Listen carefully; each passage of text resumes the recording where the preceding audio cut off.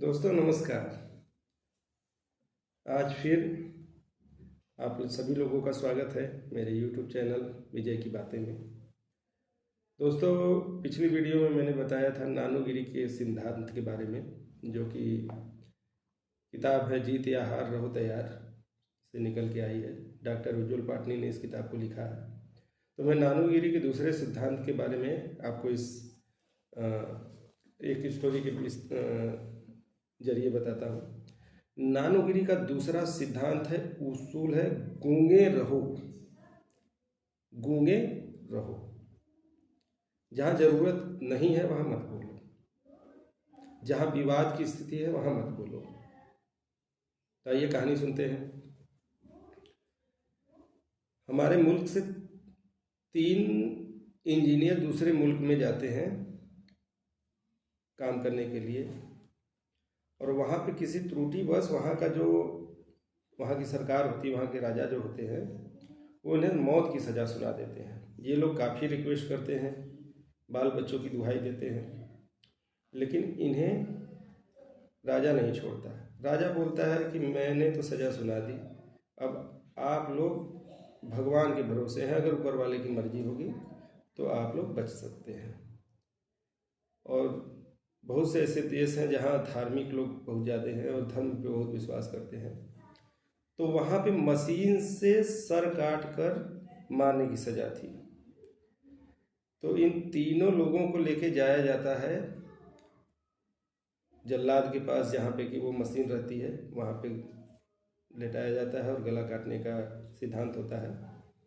तो वहाँ जल्लाद जब तीनों को लेके जाता है तो भीड़ से एक व्यक्ति चिल्लाकर भलाई का काम करता है, बोलता है कि गूंगे रहना, तीनों लोग गूंगे बन जाओ, गूंगे ही रहना, बोलना नहीं। तो ये तीनों लोग जाते हैं। पहले व्यक्ति का नंबर आता है, उसको मशीन पे सेट किया जाता है, मशीन चलाया जाता है, उसमें से एक कटर मशीन निकलती है और व्यक्ति के सर से कुछ इंच के दूरी पर रुक जाती है। तो कुछ दूरी पे रुक जाती है तो तुरंत वहाँ के लोग प्रेयर करने लगते हैं कि भगवान की मर्जी है, इसको छोड़ दिया जाए, इसको भगवान नहीं मानना चाहते हैं, तो उसको छोड़ दिया जाता है। दूसरे की बारी आती है, मशीन चलता है, आके कुछ इंच पे रुक जाता है, फिर वहाँ पे लोग चिल्लाने लगते हैं कि भगवान की मर्जी है, इसको छोड़ दिया जाए, भगवान नहीं चाहते इसको मानना, उसको छोड़ दिया जाता है। तीसरे की बारी आती है, उखड़ जाता है, कैसी भगवान की मर्जी, तुम लोग मूर्ख हो, तुम लोगों जैसा मूर्ख मैंने देखा नहीं। यहाँ इस मशीन में बस ये नट ढीला हुआ है, मैं इंजीनियर हूँ, मुझसे ज़्यादा जानोगे, ये नट बस ढीला है, इस ढीले नट को कस दो, मशीन चालू। उसने तुरंत उंगली घुमाई, नट को कस दिया, मशीन पे उसको लिटाया जाता है, मशीन चालू, ख़त्म कहानी। तो कहने का ये मतलब है कि जहाँ नहीं बोलना चाहिए, अगर आपके दोस्त से बहस हो गई किसी बात पे, वो गलत बातें बोल रहा है, गूंगे बने रहो।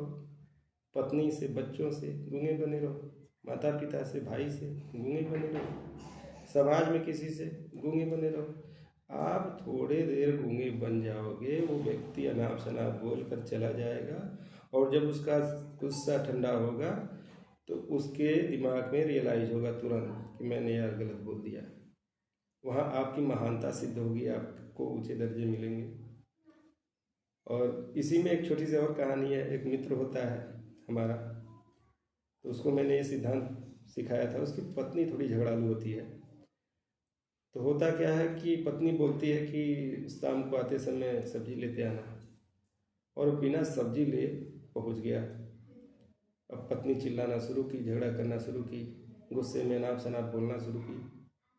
लेकिन उस दोस्त ने अपने दिमाग में खुद ही मैसेज किया कि गूंगे रहो। 10 मिनट बीता, 15 मिनट बीता, आधा 1 घंटा बीत गया, चिल्ला के पत्नी थक गई, उसके बाद चली गई। ये भी चुपचाप एक किनारे बैठ गया। थोड़ी देर में पत्नी पानी लेकर आती है, पानी पियोगे? बोलता है हाँ पी लेंगे। पानी पीने लगता है। पत्नी बोलती है मैं इतना चिल्लाई, इतना कुछ बोली, अब बोले क्यों नहीं? तो बोला कि जिस रास्ते पे सब्जी लेना था उस रास्ते पे बहुत जाम लगा हुआ था, इसलिए मैं उधर नहीं गया, चला आया। और मैं उस समय कुछ भी बोलता, तुम गुस्से में थी, तुम बहुत तरह के एक्सक्यूज निकालती कि आप झूठ बोल रहे हैं, आप इधर से नहीं उधर से गए होते, वहाँ से ले लिए होते, यहाँ से ले लिए होते, इसलिए मैं चुप हो गया। तो यकीन मानिए दोस्त, उसने बाद में मुझे बताया कि मैंने जो ये गूंगे रहो का सिद्धांत अपनाया कि मेरी पत्नी 1 से 1.5 महीने जाते जाते एकदम झगड़ा उसके अंदर से दिमाग से निकल गया। वो समझ गई कि मैं कुछ भी चिल्लाऊंगी, कितना भी बोलूँगी, ये तो गूंगा रहेगा। तो हमें भी ये सिद्धांत अपने जीवन में उतारना चाहिए, जहाँ ज़रूरत नहीं है वहाँ गूंगे बन जाना चाहिए। नमस्कार।